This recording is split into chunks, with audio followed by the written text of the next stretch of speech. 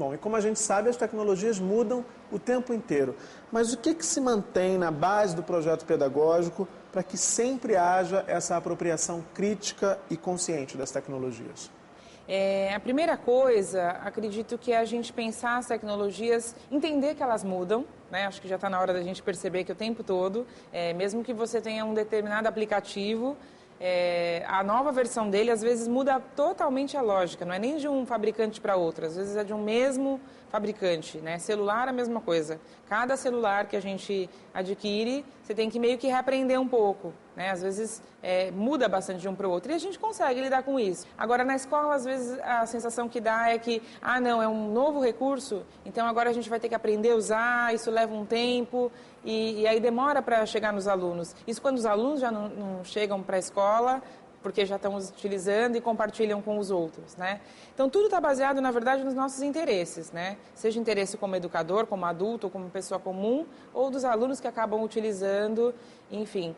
Agora, o que é importante a gente entender é lembrar um pouco disso, né? É pensar que essas tecnologias mudam e quando a gente quer e percebe a relevância, a gente consegue sim usar, não precisa fazer curso, nada disso, né? Pensar que de novo, voltar na questão das nossas necessidades. Quer dizer, para que eu preciso dessa ou outra tecnologia? E se eu preciso mesmo e ela vai ser interessante para mim, eu já vi as possibilidades, então eu posso utilizar na escola, né? E eu posso aprender junto até com os alunos. Essa parte técnica eu posso aprender junto, né? Ou seja, se eu consigo perceber valor naquilo, né? E vejo que os alunos também podem gostar e isso vai contribuir de alguma forma, essa parte é a menos importante, quer dizer, como usar. Porque eu vou conseguir usar, eu vou conversar com outro professor, assim como se eu preciso usar o meu aparelho de celular e eu não souber, eu vou fuçar, eu vou conversar com outra pessoa e eu vou aprender, né? Então, acho que é perceber que essa parte que a gente às vezes coloca toda a nossa energia, dizendo que ela é o maior desafio, ela não é, que é a técnica, né? Ela é perfeitamente possível de ser aprendida. O desafio geralmente é pedagógico, quer dizer, para quê, no que isso vai mudar a minha aula, no que isso vai mudar a aprendizagem dos alunos. Outra questão ainda muito presente na realidade das nossas escolas é a utilização das tecnologias como ferramentas, Mary. Como é possível superar essa abordagem, deixar esse cenário para trás? Isso realmente é muito presente, né? Essa questão da tecnologia como ferramenta. Por mais que no discurso isso, né, ainda, né, muitos educadores digam não pode pensar a tecnologia como ferramenta, é quando você vai ver no plano de aula objetivo, utilizar o Word, utilizar o Excel ou o blog, né, aí você já vê que é a ferramenta que está sendo realmente mais importante, né. É muito difícil, eu acredito que é porque a formação desse professor ela é muito fragmentada. Então, ele tem uma formação, geralmente, para desenvolver nos alunos competências de leitura escrita ou inclusão. Esse foi até o tema da minha dissertação.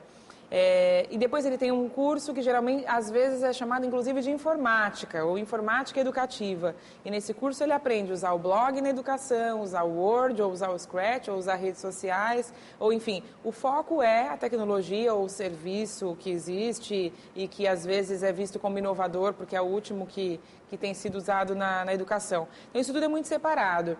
E a gente cobra do professor que ele junte, que ele não pense como ferramenta, mas ele aprendeu ferramenta num curso e no outro ele aprendeu leitura escrita ou alfabetização. Aí ele diz, né? Não posso usar porque eu tenho que alfabetizar, né? Ou eu preciso trabalhar com produção de texto.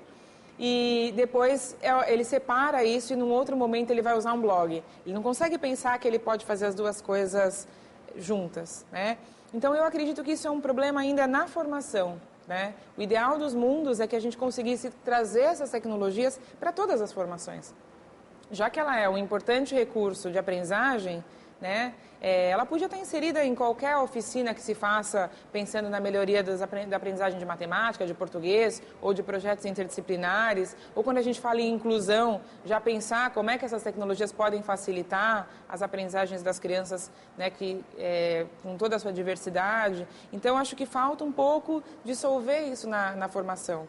E nessa perspectiva, como o currículo deve abordar as questões relacionadas ao uso das tecnologias nas escolas? Essa tecnologia ela tem que ser abraçada por todos.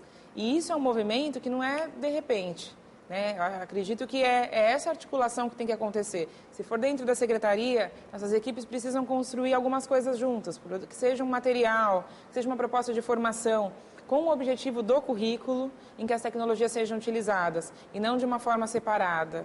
E quando chegar na escola, que os professores sejam desafiados a trabalhar aquele mesmo currículo usando a tecnologia. Isso tem que ser mais forçado. E não é usar o laboratório uma vez por semana, é usar a tecnologia uma vez, 2, 3 por semana. Pode ser que ele precise usar 2, 3 vezes por semana ou que não precise usar numa determinada semana.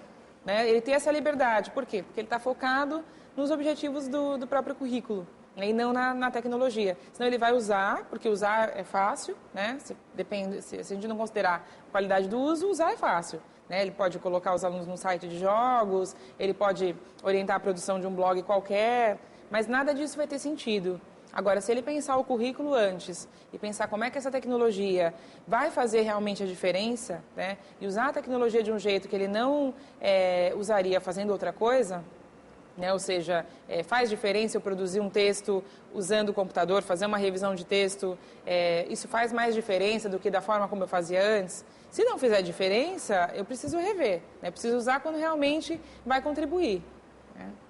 Mary, a gente abriu essa conversa falando do desafio de motivar, de incentivar os alunos. E agora, no fim da entrevista, a pergunta é outra. O que pode ser feito para que, além de motivar os estudantes, as tecnologias também sejam recursos capazes de conquistar os professores? Acho que o principal elemento é recuperar a importância pedagógica do professor como alguém que estudou, que se preparou e que hoje tem muito mais desafios. Né? Ele tem um desafio aí de conseguir conciliar todos esses diferentes estímulos para a promoção da aprendizagem. Que é diferente de antes, quando ele tinha aí, ele era o centro, ele ficava ali posicionado de uma forma em que ele tinha que saber tudo para responder para os alunos. E hoje ele não tem, ele tem que se livrar dessa obrigação, ele não tem que saber tudo, mas ele tem que conseguir mediar, incentivar, engajar esses alunos. Uma outra coisa, dando esse exemplo da tecnologia, né, se a gente for olhar o que se fazia há um tempo atrás, sem computador e sem internet, a gente também tinha muito que avançar, né? A gente diz hoje, com o computador e com a internet a gente consegue socializar mais, fazer coisas que a gente não fazia. Realmente, tem uma série de coisas que a gente não fazia antes. Mas tem uma série de coisas que a gente podia fazer também e que a gente deixava de fazer. Né? Por exemplo, um instrumento que é bastante criticado hoje e que já virou peça de museu em muitas escolas, não em todas, que é o mimeógrafo. Né? A Madalena Freire usava o mimeógrafo de uma forma interessante, quer dizer, uma tecnologia simples, né? Muito barata, num momento em que não tinha computador e internet, mas ela usava de forma que os alunos produziam suas atividades também, rodava para toda a turma e cada dia um aluno fazia uma atividade proposta por um outro aluno. Né? Com o computador a gente pode fazer muito mais do que isso. Né? Agora, tem um lado aí que é de criatividade também, que é pensar, que é muito mais concepção pedagógica, ou seja, que a gente aprende com o outro, que a gente colabora, que hoje com as tecnologias a gente tem muito mais possibilidades, mas a gente já tinha algumas antes e que a gente não usava tão bem. E a outra coisa que eu acho que deixa o professor mais seguro é pensar, ele precisa ver a utilidade dessas tecnologias para a vida dele. Né? Assim como ele vê como importante o conhecimento em si. Né? Porque muitas das coisas que o professor cobra dos alunos geralmente todos nós, né? O que a gente mais cobra é aquilo que a gente mais considera importante. Então, se eu considero importante ter letra bonita, eu vou cobrar muito dos meus alunos ter letra bonita. E aí tem um determinado momento que eu preciso pensar, a letra bonita é realmente a coisa mais importante que eu preciso cobrar dos meus alunos, né? Pensando que hoje a gente tem computador, tem um monte de outros elementos. E se eu for capaz de pensar isso, né, redefinir ou rever aquilo que eu considero que é mais importante e ver as tecnologias como um elemento importante, eu vou conseguir integrar isso mais à minha prática.